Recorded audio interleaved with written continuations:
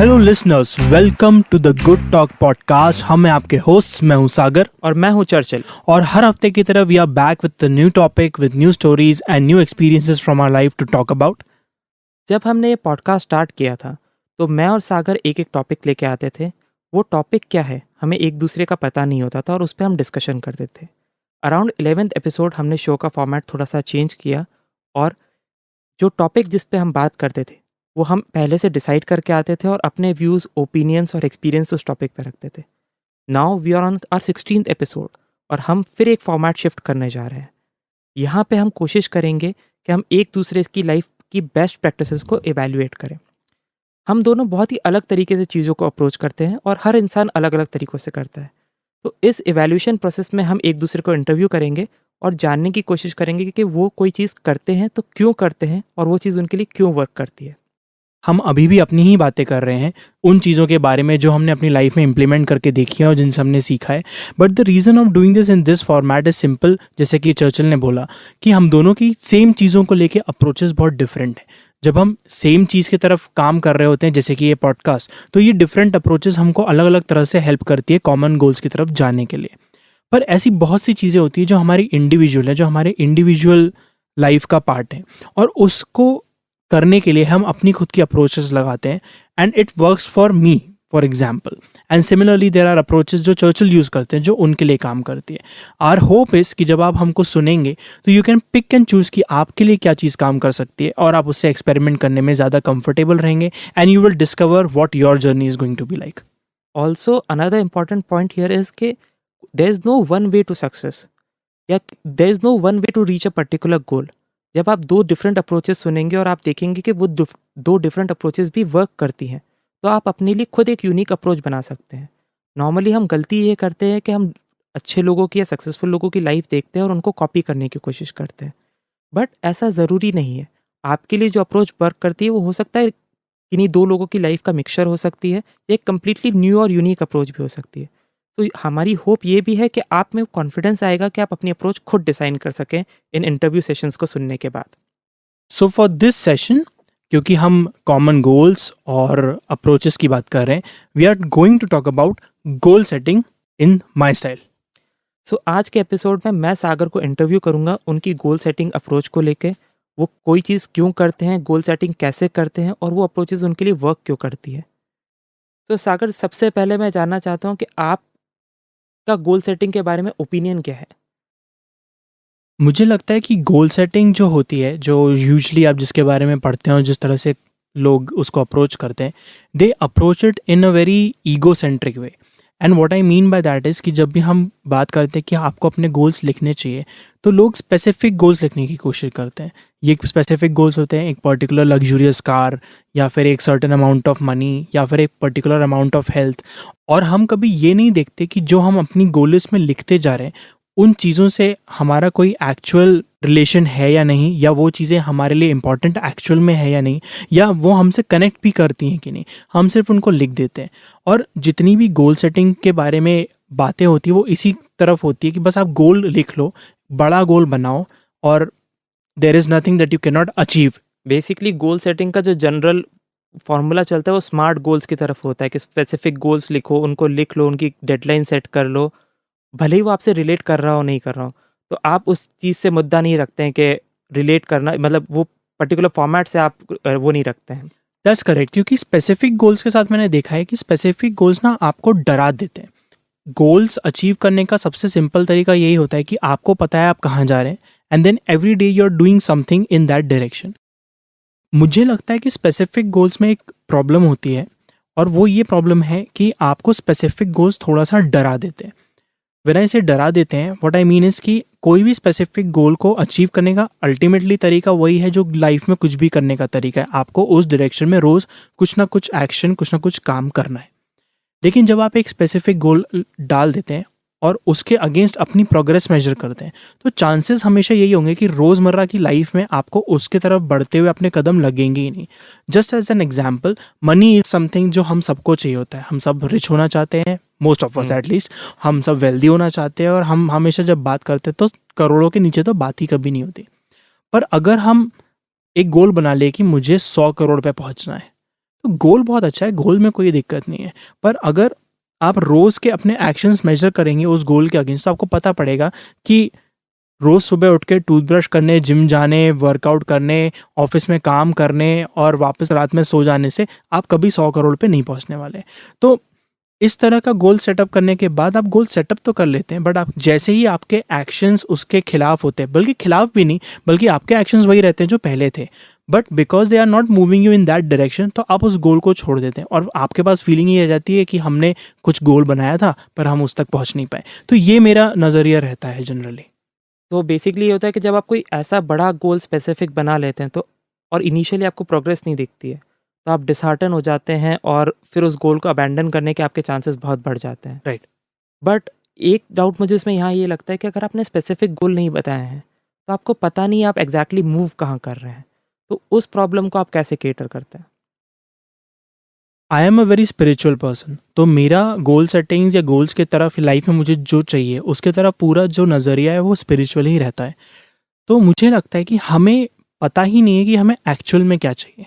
हम नहीं जानते कि हमें जो चीज़ें चाहिए वो हमें सच में चाहिए या नहीं चाहिए, और almost always it is true कि जब तक वो हमें मिल नहीं जाती हमें तब तक भी पता नहीं चलता कि हमें वो एक्चुअल चीज़ चाहिए नहीं थी।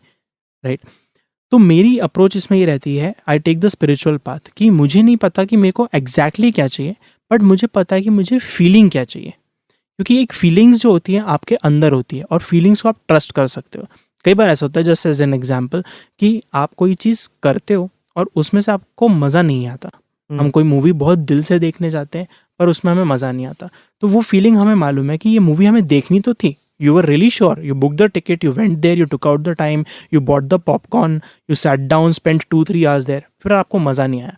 तो even though you were very sure कि ये मूवी हमें देखनी है, पर वो फीलिंग आप किसी भी तरह से जज नहीं कर सकते क्योंकि वो आपको देखने के बाद ही पता चली। इन गोल्स या इन ऐसी चीज़ें जो आपको लाइफ में चाहिए, अगर आप फीलिंग आइडेंटिफाई कर लो कि हमें इस चीज़ से फीलिंग क्या चाहिए, तो that becomes your guide to moving towards what you want. अगर आप इसका कोई स्पेसिफिक एग्जांपल दे पाएँ अपनी लाइफ में से कि आपने कोई गोल पहले सोचा था कि आपको चाहिए पर उससे वो फीलिंग नहीं आई और फिर आपने उसको हटा दिया, तो एक बेटर अंडरस्टैंडिंग आ पाएगी कि किस बारे में आप बात कर रहे हैं।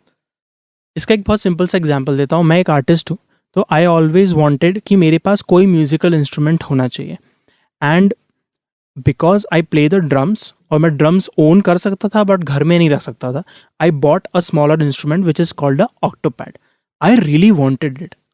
मैंने इनफैक्ट उसके लिए क्लासेस भी स्टार्ट करी, मैंने उसको सीखा भी, जो मेरे सर आते थे वो मुझे सिखाते भी थे, मुझे मज़ा भी आया, एंड कहीं ना कहीं मुझ में ये फीलिंग थी कि अगर मैं इसको खरीद लूँगा तो मुझे अच्छा लगेगा, and so I went out and bought it, और my mom bought it at the time. Your mom to buy the octopad. That is correct. तो मैंने काफ़ी जिद करी घर पर और वो मुझे दे दिया गया, and I am grateful for that in a वे।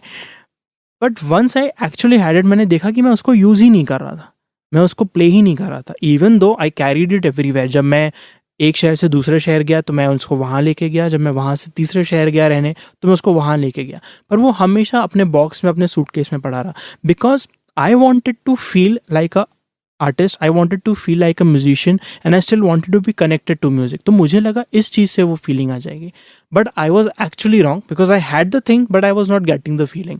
अगर ये फीलिंग मैंने पहले जज कर ली होती या गेस कर ली होती तो शायद मैं ये नहीं करता। तो आप उस केस में वो ऑक्टोपैड लेते ही नहीं। करेक्ट। तो किस चीज़ से आपको फीलिंग आई थी, if you can answer that question, कि राइट।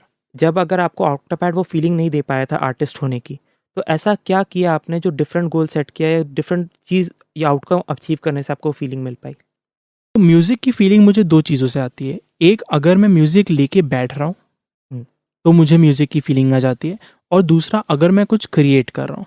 तो म्यूज़िक लेके बैठना तो बहुत ईजी है, कोई ज़रूरी नहीं कि आप म्यूज़िक क्रिएट ही कर रहे हो, आप किसी का भी म्यूज़िक बैठ के सुन सकते हैं। तो मैंने कई आर्टिस्ट को सिर्फ इसलिए सुना है ताकि मेरे को पता चले कि वो किस तरह का म्यूज़िक बना रहे हैं, और इसमें कोई अलग से परचेज ऐसा नहीं लगती। अब तो ना कैसेट्स का ज़माना है ना सीडीज़ का, so you just have to buy a subscription. तो एक इस चीज़ से मुझे फीलिंग आती है। दूसरी चीज़ जिससे मुझे फीलिंग आती है वो है जब मैं म्यूज़िक बना रहा हूँ, और उसके लिए मेरे पास एक छोटा सा कीबोर्ड था जिसका प्राइस आई थिंक 3500 या ऐसा कुछ था। द डिफरेंस वॉज कि इस कीबोर्ड को लेके मैं एक्चुअली बैठता था और गाने लिख पाता था, जबकि ऑक्टोपैड, इवन दो मुझे ड्रम्स बजाना बहुत पसंद था, इट कॉस्ट मी 35,000, हम्म। पर मैं उसको कभी लेके बैठता नहीं था क्योंकि उससे मुझे वो फीलिंग नहीं आती थी कि मैं ड्रमर हूँ या म्यूजिशियन हूँ। तो एक बहुत ही सस्ता object by comparison at the very least, एक बहुत ही सस्ता ऑब्जेक्ट मुझे वो फीलिंग दे पा रहा था, एंड क्योंकि वो फीलिंग मुझे आ रही थी तो अब मुझे हमेशा म्यूजिशियन की तरह लगता है। तो आप कोई फीलिंग को एज अ गाइड इस तरह से यूज़ करते हैं कि जो फीलिंग आप चाह रहे हैं वो फीलिंग कौन से सबसे छोटे एक्शन से आप ला सकते हैं। अगर आप वो कर लेंगे तो जो चीज़ें आपको मिलनी चाहिए, जिसकी आपको ज़रूरत है सच में, वो अपने आप तक पहुंच जाती हैं। I am very curious to know कि जब आप फीलिंग्स की बात करते हैं तो आपकी गोल लिस्ट दिखती कैसे होगी? तो अगर आप कुछ अपनी गोल लिस्ट में से कुछ आइटम्स बता सके कि ये मेरी गोल लिस्ट में आइटम्स हैं, तो एक बेटर क्लैरिटी मिलेगी। मैं जो शेयर करने वाला हूँ ये शायद लोगों को अजीब लगे, पर हर साल मेरी गोल लिस्ट में सिर्फ 3 या 4 चीज़ें ही रहती हैं। एंड व्हेन आई से कि चीज़ें रहती है, I do not mean objects. चीज़ें रहती है मतलब उस लिस्ट में 4 ही आइटम्स लिखे रहते हैं। जैसे कि इस साल के लिए मैंने अपने गोल्स बनाए थे स्लो डाउन करना, कनेक्शंस कल्टीवेट करना एंड वल्नरेबल होना, जो कि बहुत ही ओपन एंडेड चीज़ें हैं, ठीक है, और जिनकी मीनिंग आपको थ्रू द ईयर समझ में आते हैं। तो ये 3-4 चीज़ें मुझे गाइड करती है कि मुझे पूरा अपना ईयर कैसे जीना है। और इससे क्या होता है, मैं वो चीज़ें कर पाता हूँ जो मुझे ये सारी फीलिंग्स दे सकती हैं। जैसे कि मैं एक पिक करता हूँ इसमें से स्लो डाउन। मैंने स्लो डाउन इसलिए चूज़ किया था एज एन ऑप्शन क्योंकि मैंने देखा कि मैं मेरी लाइफ में बहुत तेज़ चलता हूँ। तो मैं हमेशा अपने माइंड में चीज़ें काफ़ी स्पीड में चलाता रहता हूँ। ये मुझे हेल्प भी करती थी उस टाइम पे, अभी भी करती है, because my work is really fast. और मैं जो भी सीखना चाहता हूँ मैं बहुत जल्दी सीख लेता हूँ, जो मैं पढ़ना चाहता हूँ मैं जल्दी पढ़ लेता हूँ। पर इससे मैंने देखा कि मेरी पीस ऑफ माइंड बहुत अफेक्ट हो रही थी, and peace of mind was another thing जो मुझे चाहिए थी। हम्म। तो मुझे समझ में आया कि अनलेस मैं अपने आप को ज़बरदस्ती धीमा नहीं करूँगा, मैं चीज़ों को अच्छे से अचीव नहीं कर पाऊँगा या वो नहीं कर पाऊँगा जो मुझे चाहिए। To give our audience context, Sagar की स्पीड हर चीज़ों में बहुत अच्छी है। तो सागर टाइप बहुत तेज़ करते हैं, वो किसी चीज़ को रीड बहुत तेज़ करते हैं, उनका फिगर आउट करने का टाइम बहुत कम है। ये फॉर नॉर्मल पीपल लगता है कि बहुत बड़ा बेनिफिट है, जो कि काफ़ी समय तक उनके लिए बेनिफिट रहा है। जब स्कूल में बात होती थी पढ़ने की, तो अगर बाकी लोगों को और इंक्लूडिंग मी कोई चैप्टर पढ़ के कंप्लीट करने में 30 मिनट्स लगते थे, Sagar use to complete that chapter in 5 to 10 minutes. And ये उनके पास एक बहुत बड़ा एडवांटेज था। बट ओवर द ईयर्स क्या हुआ कि जब ये इतना फास्ट करते करते उनके पास पीस ऑफ माइंड थोड़ा सा कम होने लग गया, क्योंकि अब आप जब इतनी हरी में हैं, इतनी जल्दी जल्दी चीज़ें ख़त्म कर रहे हैं, तो आपकी एनर्जी ड्रेन होने लग जाती है। तो उस चीज़ से ब्रेक करने के लिए उनको स्लो डाउन करना बहुत ज़रूरी था। And this is a good example कि आपकी जो सबसे बड़ी पावर होती है वो भी आपकी सबसे बड़ी वीकनेस बन सकती है, क्योंकि वही पावर आपको नेगेटिवली इम्पैक्ट करने लगती है कई बार। उस चीज़ से बचने के लिए I made the goal slow down. अब ये बहुत ही बिग पिक्चर गोल है, big picture in the sense कि आप स्लो डाउन बहुत अलग अलग तरह से कर सकते हैं। मुझे पता था कि मुझे स्लो डाउन क्यों करना है, क्योंकि मुझे पीस ऑफ माइंड चाहिए। दैट वाज द फीलिंग जो मुझे चाहिए थी उस गोल को सेट करते समय। अब स्लो डाउन करने का तरीका ये भी होता है कि मैं अपने काम को थोड़ा आराम से करूँ, उतनी जल्दी ना मचाऊँ जितनी मैं नॉर्मल मचाता हूँ। अगर मुझसे कहा गया है कि कोई काम 2 हफ्ते में करना है, तो कोई ज़रूरी नहीं कि मैं उसको 2 दिन में करूँ। मैं अगर उसको 1 हफ्ते में भी करता हूँ तो भी I am doing it in a very fast speed, at least according to customers that I am working with. तो ये एक तरीका था। दूसरा मुझे समझ में आया कि जब मैं कार चला रहा हूँ तब मैं स्लो डाउन कर सकता हूँ। अगर मैं 50 की स्पीड पे जनरली चलाता हूँ तो मैं 40 की स्पीड पे चला सकता हूँ। उससे ना ट्रैफिक बदलता है, उससे ना सीनरी बदलती है, उससे ना वो चीज़ें बदलती है जो रास्ते में मुझे मिलेंगी, और इनफैक्ट मेरे को ऑफिस पहुंचने में ज़्यादा टाइम लगेगा। लेकिन वो स्लो डाउन होने से मैं अपने आसपास की चीज़ें ऑब्जर्व ज़्यादा कर पाता हूँ, और ऑब्जर्व करने से मुझे लगता है कि लाइफ बहुत अच्छी है, क्योंकि आसपास की हमारी सीनरी अच्छी है and you are more present in the moment, और प्रेजेंट होने से सब कुछ होता है, पीस ऑफ माइंड आती है। तो इसीलिए मैं इस तरह के बिग पिक्चर गोल्स बनाता हूँ। सो आप लॉन्ग टर्म गोल्स पे फोकस नहीं करते, आपके goals majorly short term period या ईयर पीरियड पे ही स्पेसिफिक रहते हैं। जनरली ईयरली गोल्स ही मैं बनाता हूँ। उसका कारण सिर्फ ये है कि मेरे को ईयर एक ऐसा टाइम पीरियड लगता है जो मुझे समझ में आता है, जो मुझे मेरे कंट्रोल में लगता है। कई बार गोल सेटिंग में बात होती है कि आप अपने 5 साल के गोल्स बनाइए, 10 साल के गोल्स बनाइए, एंड बहुत से लोगों के लिए बहुत सही भी काम करता है। पर मेरे लिए मैंने देखा कि मैं जैसे ही 5 या 10 साल में सोचने जाता हूँ तो मैं बहुत ही छोटा सोचता हूँ। छोटा इन द सेंस कि ऐसा नहीं कि मैं पैसे कम सोचता हूँ या गोल्स छोटे बनाता हूँ, बट मैं बहुत ही लिमिटेड चीज़ों में अपने गोल्स बना पाता हूँ।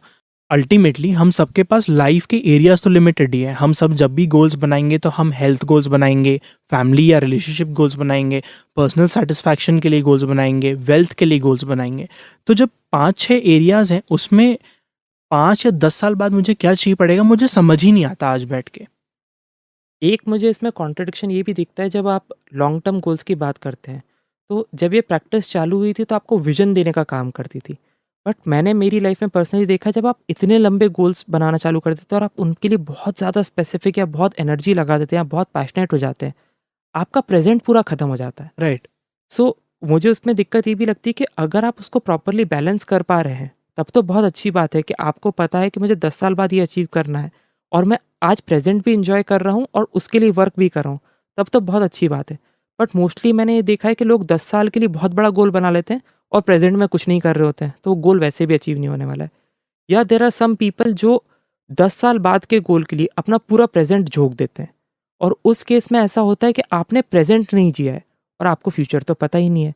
तो हो सकता है कि आप 2 साल बाद ऐसी सर्कमस्टेंस या कुछ ऐसा इवेंट हो जाए कि आप वो गोल अपने आप रहे ही नहीं, या कुछ भी बदल जाए। तो उस केस में मुझे लगता है कि एक प्रॉपर बैलेंस बनाना प्रेजेंट के बीच में और फ्यूचर के बीच में बड़ा ज़रूरी है। आप कितना इम्पोर्टेंस और कितना टाइम, एनर्जी और रिसोर्सेज प्रेजेंट लाइफ एंजॉय करने में लगाएंगे, और वर्सेस कितना टाइम, एनर्जी और रिसोर्सेज फ्यूचर क्रिएट करने में लगाएंगे। ये बैलेंस हर इंसान के हिसाब से डिफरेंट होगा, पर एक बैलेंस होना बड़ा ज़रूरी है। इसके बाद अगला सवाल जो मैं आपसे करना चाहता हूँ वो ये है कि बहुत से ऐसे गोल्स होते हैं जहाँ पे आपको दूसरों के साथ वर्क करना पड़ता है। सो अगर आपका मैरिज रिलेटेड गोल है, रिलेशनशिप रिलेटेड गोल हो, तो उसमें आपके अलावा एक और पर्सन है, या जैसे हम बिजनेस में हैं, so then now you are, आपकी गोल सेटिंग सिर्फ आप तक सीमित नहीं है, दूसरे लोग भी हैं जो हो सकता है स्पेसिफिक गोल्स चाह रहे हो, या जिनका आउटलुक वैसा नहीं हो जैसा आपका आउटलुक है, वो फीलिंग्स चेज ना करके गोल कुछ स्पेसिफिक चीज़ें चेज कर रहे हो। तो उस केस में आप कैसे मैनेज करते हैं? मैंने देखा है कि जिनके साथ भी मैं काम कर रहा हूँ, I am blessed in the sense कि मुझे ऐसे ही लोग मिले हैं साथ में काम करने के लिए जो काफ़ी कुछ मेरे से सिमिलर है। जब मैं सिमिलर कहता हूँ तो ये नहीं कि वो सेम है और एग्जैक्टली मेरे तरह से काम करते हैं, पर जब हम साथ में काम करते हैं तो it is towards common goals, जो साथ में जिन पे काम करना आसान है। अगर हम इस पॉडकास्ट की बात करें तो this is a common goal that we are achieving together. Yes. तो हमारा कोई तो विजन है जो हम साथ में अचीव करना चाहते हैं, पर इसको करने के आपके रीजंस अलग हैं, आपकी अप्रोच अलग है, मेरे रीजंस अलग हैं, मेरे अप्रोच अलग है। मुझे लगता है कि तब मुझे एक ही चीज़ हेल्प करती है, वो ये कि मैं जिनके भी साथ काम करता हूँ, I already have some equation, some vibe with them, पहला।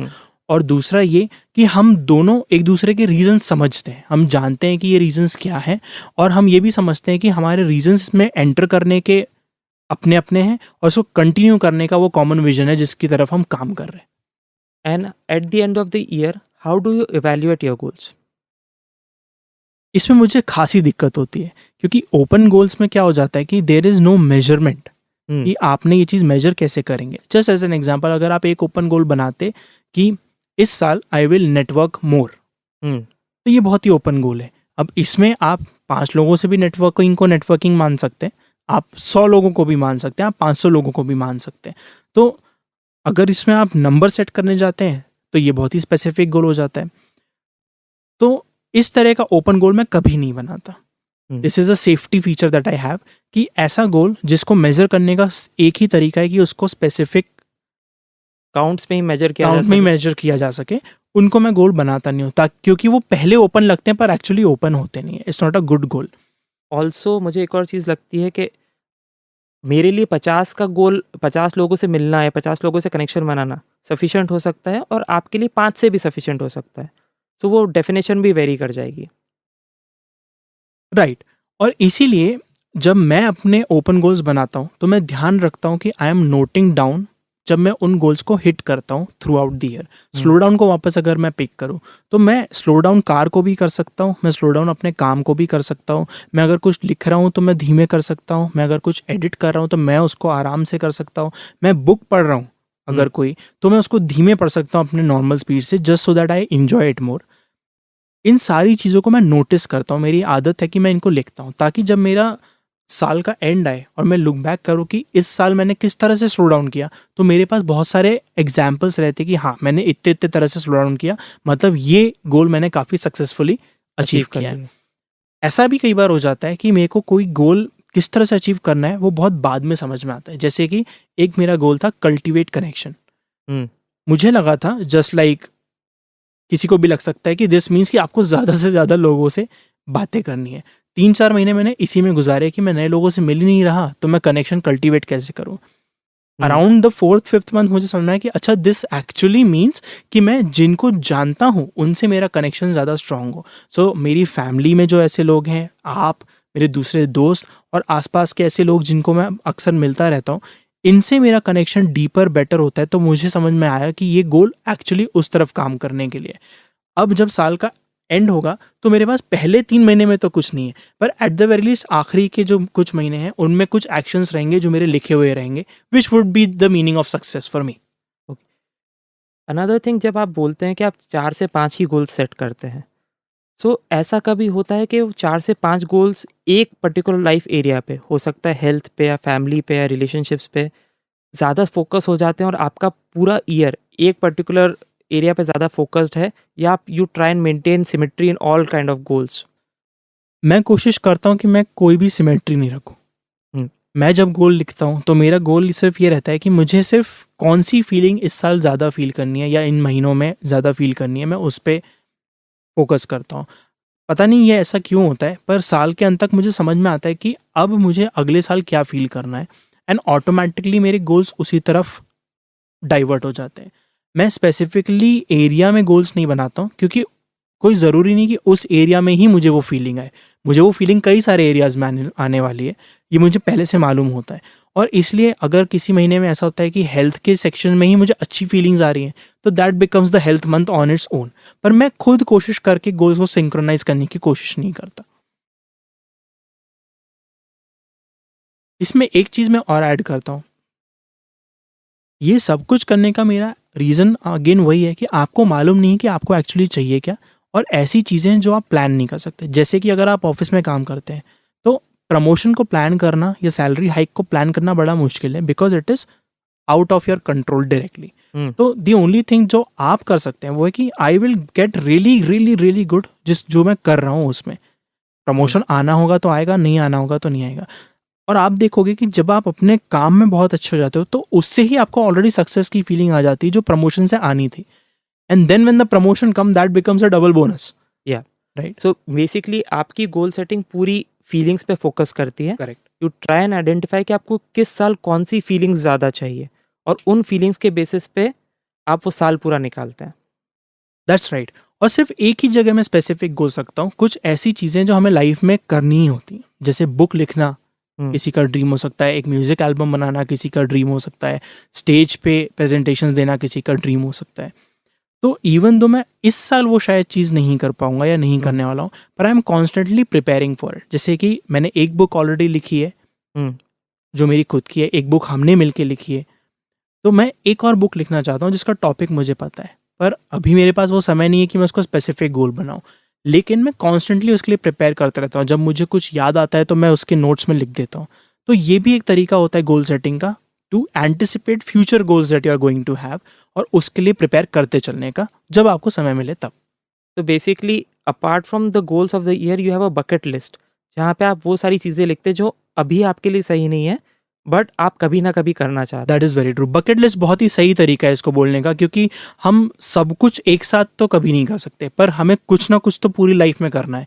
तो अगर एक बकेट लिस्ट हमारे पास होती है, that becomes a general guide जिसकी तरफ आप थोड़ा थोड़ा थोड़ा थोड़ा विदाउट एनी प्रेशर प्रिपेयर करके पहुंच सकते हैं। So that sums up the interview for today. हमने आज देखा कि सागर किस तरीके से गोल सेटिंग करते हैं, वो गोल सेटिंग के तरीके उनके लिए क्यों वर्क करते हैं। अगर आप में से कोई भी इंसान उन तरीकों से रेजोनेट करता है तो आप उसमें से जो जो चीज़ें आपको अच्छी लगी हैं पिक कर सकते हैं।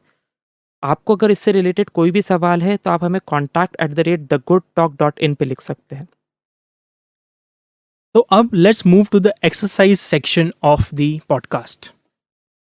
इस हफ्ते की एक्सरसाइज के लिए हम चाहते हैं कि आप 10 एक्सक्यूजेज लिखें जो आप कॉमनली यूज़ करते हैं। ये एक्सक्यूजेज आपको पता होते हैं पर आप इनवेरेबली इनवॉलेंट्री आप उनको यूज़ करते जाते हैं। फॉर इंस्टेंस, जब मुझे जिम नहीं जाना होता है तो मैं एक जनरल एक्सक्यूज़ अपने माइंड को दे देता हूँ कि आज तो घर में बहुत काम है, तो मेरा वर्कआउट वैसे ही हो जाएगा। जबकि मैं जिम के टाइम पे उठा हुआ हूँ, मेरे पास कोई काम नहीं है, पर जस्ट मेरे आलस को छुपाने के लिए मैं एक्सक्यूज़ देता हूँ कि आज तो घर में ही काम है, तो उसी काम से मेरी कैलोरीज़ बर्न हो जाएँगी। या फॉर इंस्टेंस जब मुझे नेटफ्लिक्स देखने की इच्छा होती है और मेरे मेरे लिए नेटफ्लिक्स देखना उस वक़्त सही नहीं, क्योंकि मैंने प्लान नहीं किया था और जो मैंने रिवॉर्ड के फॉर्म में रखा था, वो नहीं होता है। तो मैं एक एक्सक्यूज़ देता हूँ कि बड़ी मुश्किल से तो अभी फ्री टाइम मिला है, इतना आराम से टाइम मिलेगा नहीं, मैंने वैसे भी बहुत काम कर लिया है, तो लेट्स टेक अ ब्रेक। और ये एक्सक्यूज़ेज़ ऐसे हो सकते हैं जो आप अपनी लाइफ टाइम से बनाते हुए आ रहे हैं। जैसे कि एक रीज़न या एक्सक्यूज़ जो मैं हमेशा यूज़ करता हूँ चीज़ों को नहीं करने के लिए, वो है कि ऐसा नहीं कि मैं ये कर नहीं सकता, पर मुझे ये करना ही नहीं है। और मैं उसको बहुत ही कूल बना देता हूँ। मैं उसको ऐसे प्रेज़ेंट करता हूँ जैसे कि कोई चीज़ नहीं करना या ना समझना is a very good thing about me. और उस वजह से क्या होता है कि जो चीज़ें मुझे एक्चुअली करनी है या जिनको मेरे को करने का मन है या मेरे को इंटरेस्ट है थोड़ा-सा, मैं उसको कभी उठा के करता ही नहीं हूँ। एक दूसरी एक्सक्यूज़ जो मैं कभी-कभी यूज़ करता हूँ वो है कि मैं इसमें अभी अच्छा नहीं हूँ और मैं अब सीखना नहीं चाहता क्योंकि इसमें अच्छा होने में बहुत वक़्त लगेगा। भले ही मेरा मन होगा कि मैं उसको थोड़ा-सा सीख लूँ। जैसे कि चेस एक गेम है जो मुझे आता है बहुत ही हल्का-फुल्का क्योंकि मुझे उसके रूल्स पता हैं, पर मुझे वो खेलना पसंद नहीं है। और मैं उसको सीखना चाहता हूँ इसलिए क्योंकि मुझे चर्चिल के साथ खेलना है who is very good with chess. लेकिन मैं कभी सीखता नहीं हूँ ये सोच के कि इसको अच्छा सीखने में, इवन चर्चिल लेवल तक पहुँचने में तो मुझे बहुत ही ज़्यादा वक़्त लगेगा। तो इंटरेस्ट होने के बावजूद भी मैं वो चीज़ करता नहीं हूँ। ऐसे कुछ एक्सक्यूज़ेज़ भी होते हैं जहाँ पे हम एक्सक्यूज़ देते हैं कुछ गलत काम करने के लिए। फॉर इंस्टेंस जैसे मुझे मीठा बहुत पसंद है, तो जब मैं शुगर कट कर रहा होता है या मुझे मीठा नहीं खाना होता है, मैं तब भी खा लेता हूँ और उस वक़्त मेरे माइंड में एक्सक्यूज़ ये चल रहा होता है कि मैं अभी ये मिठाई खा लेता हूँ, बट अभी मैं उसके बाद वॉक कर लूँगा तो कैलोरीज़ जितनी मैंने इनटेक की है, उतनी ख़त्म भी हो जाएँगी या बर्न भी हो जाएँगी। रेदर दैन दैट मैं ये भी कर सकता था कि अगर मेरे पास वॉक करने की अपॉर्च्युनिटी है, तो मैं सीधे वॉक कर लेता तो एक्स्ट्रा कैलोरीज़ बर्न हो सकती थी। तो मैं हमेशा ये कंपनसेट करने की कोशिश करता हूँ और उसके बाद खाने के बाद आप वॉक कर रहे हैं या नहीं कर रहे हैं कोई गारंटी नहीं होती है। सो ये एक्सक्यूज़ेज़ जब हम आइडेंटिफ़ाई करते हैं, तो हमारे कॉन्शियस माइंड में आ जाती हैं एंड नेक्स्ट टाइम जब हम अपने आप को एक्सक्यूज़ेज़ देते हैं, तो हमें पता होता है ओके, तुम अपने आप को ही बेवकूफ़ बना रहे हो, मत बनाओ और वो काम कर लो। तो द गोल हियर इज़ कि आप ये एक्सक्यूज़ेज़ अपनी अवेयरनेस में ले आएँ। ऐसा नहीं है कि अगले दिन से आप ये एक्सक्यूज़ेज़ बनाना छोड़ दें, that is too much pressure और ऐसा कोई ही नहीं कर सकता। पर लिख लेने से चीज़ों को अवेयरनेस में लाना आसान हो जाता है और जब हम अवेयर होते हैं, तो हम वही गलतियाँ कंपैरेटिवली बहुत कम करते हैं। विद दैट हम इस एपिसोड को कंक्लूड करते हैं। अगर आपके पास हमारे लिए कोई भी कमेंट्स, फीडबैक, सजेशंस या कॉम्प्लीमेंट्स हैं, तो आप हमें contact@thegoodtalk.in पे लिख सकते हैं। एंड डू नॉट फॉरगेट कि आप इस पॉडकास्ट को शेयर कर सकते हैं simply by going to thegoodtalk.in। हम आपसे नेक्स्ट वीक मिलते हैं। नेक्स्ट वीक सागर मुझे इंटरव्यू करेगा मेरी गोल सेटिंग टेक्निक्स पे, तो do listen to it. We are your host signing off. मैं हूँ चर्चिल, और मैं हूँ Sagar. Saying bye bye. Bye bye.